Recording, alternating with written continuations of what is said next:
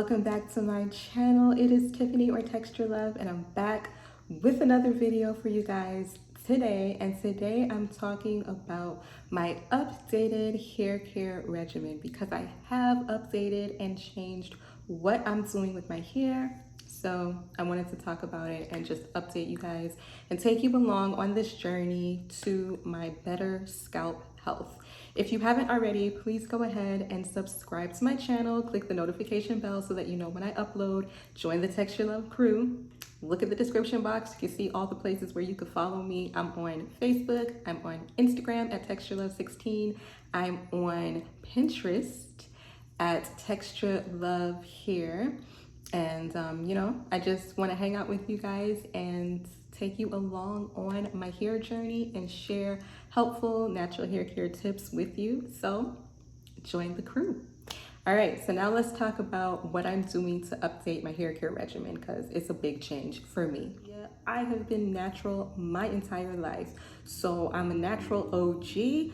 I did not get into like social media and stuff like that way back when Instagram first started, all of that. I didn't really see the need because I've always been natural. So I like to follow stuff on Instagram and on YouTube, but I didn't really see myself doing this, like having a channel or having an Instagram page or being on social media talking about natural hair, because there were so many other amazing natural hair gurus that were already out there that I didn't really feel like I had much to contribute or much to offer at the time. I used to follow Natural 85, I still do. I followed Mahogany Kurls, still do.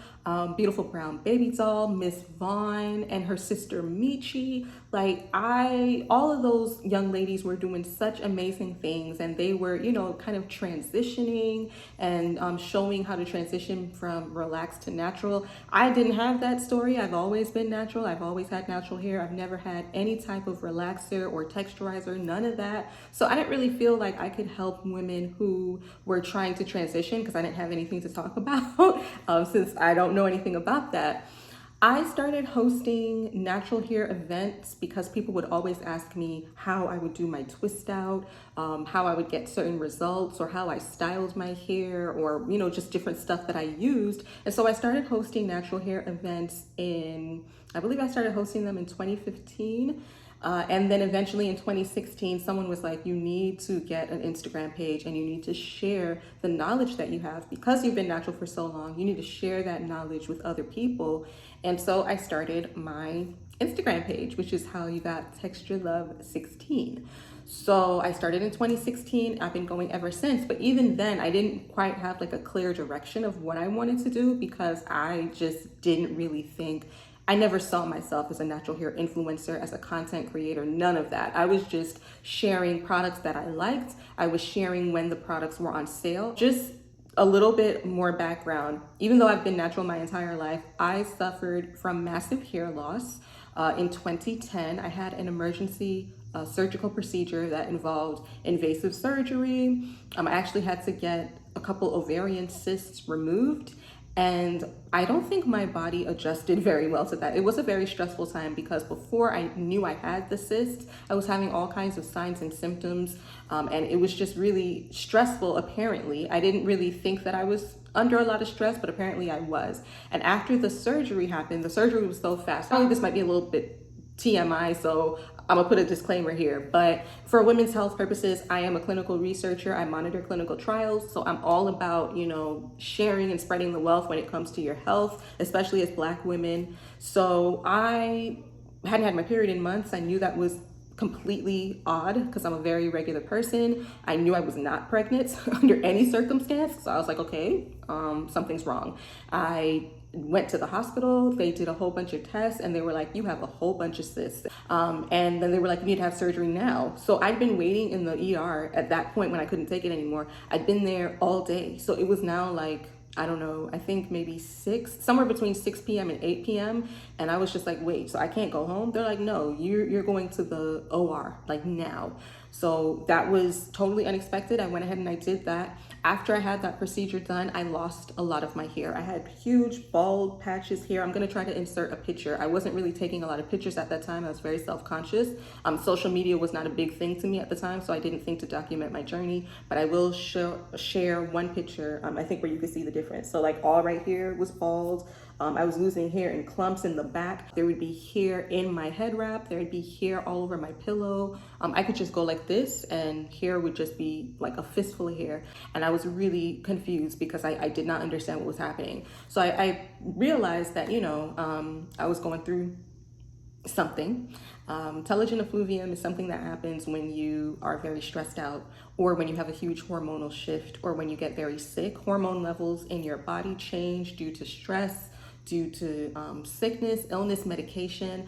Telogen effluvium is part of what is responsible, or is actually what is responsible for postpartum shedding, when women have a lot of fluctuations in their hormones due to having a baby. So I did not know that that could happen if you were really stressed out or if you were really sick. And that's what happened to me. I also got sick from the actual surgical procedure. I got an infection. So I was basically sick from about June until December. And during that time, my hair was going through it. I foolishly was like, well, you know what? I miss my length. So I started going to get my hair flat ironed. So I had the surgery in June. So like August through September, I was flat ironing my hair, even though it was shedding. That was so stupid, but I was doing that. And I got severe heat damage. I will insert pictures somewhere in here of the heat damage so you can see the difference. All that to say, I started a very strict regimen of washing my hair every 2 weeks. So every 2 weeks, I would do a full wash and deep condition. And I went to 2 weeks because my hair didn't like to be played in a lot frequently. So I didn't do the weekly washing because I was just shedding so much hair that I used to just give my hair a little break. I would wash my hair, do the full pre-poo. I started pre-pooing, and pre-pooing is something that my mom actually was doing when I was a little kid. She would take conditioner and oil, put it in my hair overnight, let the tangles just kind of soften up, and wash my hair the next day. So I started going back to that with conditioner and a light oil like jojoba oil or grapeseed oil, olive oil, whatever I had in the house. I would pre-poo, then I would wash my hair, do a full shampoo, conditioner, deep condition, and then I would style. And I would style my hair in 2-strand twists, very simple 2-strand twists, and leave it for 2 weeks, and that would be it. My hair really started to come back and started to thicken up, and I was seeing a difference with that regimen every 2 weeks with the deep conditioning. I was doing hot oil treatments. Another thing that I saw Natural 85 do it, and I started looking it up when I was shedding so much. At the middle of the summer of 2010, I started doing tea rinses with black and green tea. And that really did help to stop the shedding, because the shedding was so bad that in the front, I had no hair. You see like how I have these edges and they're just there, like I had no edges. So, and again, I was feeling a little self-conscious because I had not had a baby, so I had absolutely no excuse for why my hair was falling out like this. So I decided to do tea rinsing. That worked a lot. I used black tea, I used green tea, then I settled for green tea because the black tea was a little too strong. But other than that, the regimen was very consistent. Around May of this year, I realized I had to switch things up, and I'll tell you why. I started exercising a lot more, drinking a lot more water, and just trying to bring myself back to a more healthy way of living after quarantine. And I am not quite sure why. There are a lot of different theories, but with drinking all of the water and exercising so much, I do know that the sweat was a part of it. So I would be really sweaty in my scalp because I was just working out. I was trying to work out at least 3 times a week for like 20-30 minutes, but I was doing real like high intensity workouts, and the sweat was killing my scalp. My scalp would just be on fire, so itchy, and I'm not used to that. Again, I'm used to, as I just explained to you, being able to go for 2 weeks without washing my hair. And it got to the point where after a week, my scalp would just be on fire. It would be so itchy. And I figured it must be the sweat. It must be because I'm sweating in my scalp from all the exercise. Someone also explained to me, more than one person explained, because I was drinking so much more water, my body was starting to detox and it was coming out through my scalp because I had huge flakes and all kinds of stuff going on with my scalp. So after many, many years, I am down to weekly washing of my hair. But because I don't want to get my hair too dry, for those of you that don't know, I have high porosity hair. As you can see, I have a lot of frizz. I don't really know my curl type. I think it's 3C, 4A if I had to guess. I hate curl typing, but my hair is very highly porous and it gets dry very easily. So what I decided to do is 1 week clay wash, because I don't like co-washing. My scalp does not like that. So clay wash 1 week, and then the next week do my full wash day with the shampoo, deep condition, hot oil treatment, all of that. So I wanted to just kind of share with you. So if you look at the description box, I will put the shampoo and deep conditioners that I like to use. I've shown them a lot. I'll link some videos in the cards and also down below in the description box with shampoos and conditioners that I really like, that I have used, that I've done reviews on. But one thing is clear.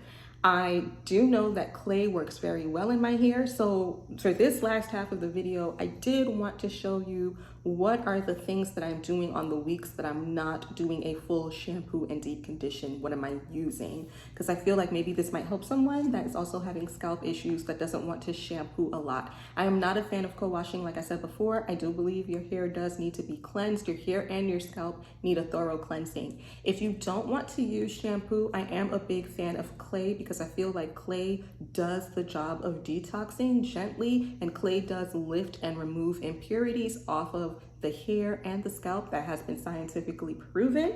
So you guys have heard me talk about Chocolate Kinks and Kurls before. Any of her clays I recommend. Again, I will link in the cards and down in the description box videos where I've used these products. So I like to clay wash on a week that I'm not doing a full wash day. So I will clay wash with Chocolate Kinks and Kurls, or I will clay wash with another clay wash that I like to use is Strands of Faith, the 3-in-1 Miracle Clay Wash. So these two brands, Strands of Faith only has this one clay wash. This one has peppermint in it, so it does have a nice tingle if you're looking at that. If you like that.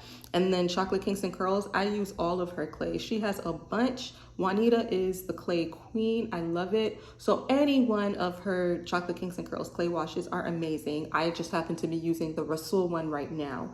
So these two, I will clay wash. After I clay wash, I will tea rinse, or I will address my scalp. This is a high maintenance hair tea crown, magic crown elixir. This is great for removing buildup. It has apple cider vinegar, nettle, chamomile, aloe vera juice, tea tree oil, burdock root, fenugreek, lavender. So I do like to apply this. It has a perfect applicator tip. I like to apply this to my hair and my scalp. Mainly I focus like around my edges and my scalp just to remove any excess buildup because I am only clay washing that 1 week. So this gets excess buildup off. I also like to use this in between my wash days to help calm the itching down. But I have noticed since I've started this routine of clay washing 1 week and then shampooing the next week, my scalp has been doing so much better.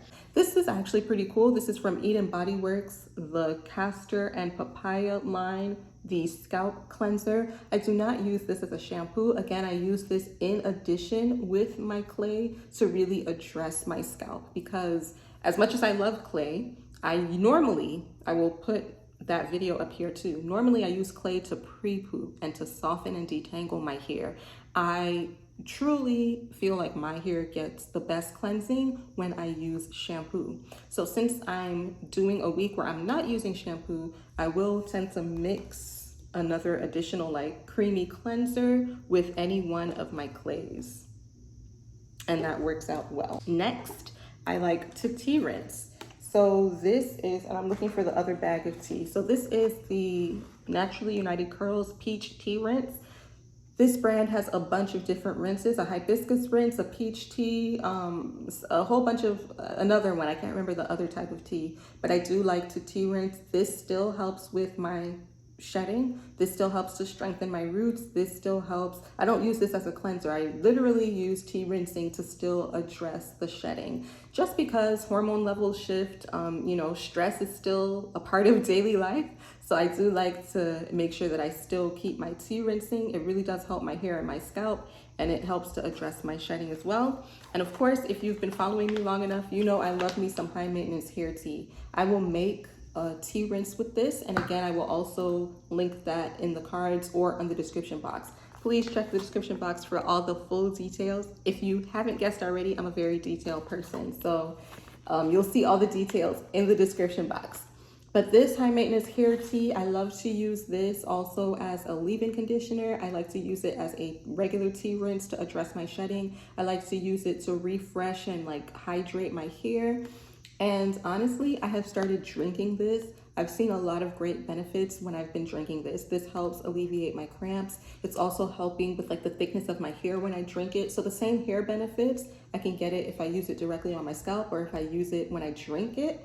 And I also prefer to drink this tea now because it literally does help with my cramps. So that's kind of like my new normal. 1 week I clay wash, the next week I do my full wash day with shampoo, deep conditioner, all of that, hot oil treatment, everything. But that's kind of my routine, you guys. So in a nutshell, that's how I started my page and my YouTube channel, why I started, what's going on with my hair now, and why I'm doing a weekly routine instead of an every 2 week routine. So I know that was a lot, and I just wanted to kind of catch you guys up on the difference, because I used to be a really big proponent of every 2 weeks. You know, you just need to cleanse your hair and scalp thoroughly every 2 weeks. And I can't do that anymore. But you guys, that is it. I know this was a lot of information, but for anybody who is a new subscriber, I did also want to let you know kind of how I came to be on social media and how I started this page and this channel. And for those of you that have been, you know, subscribed for a while, you may not have seen my very first video, which I will also link up here, where I kind of talked about why I wanted to start my page. But it just kind of shows you how far I've come. And I appreciate all of you for rocking with me in the Texture Love crew. I cannot wait to see you in my next video.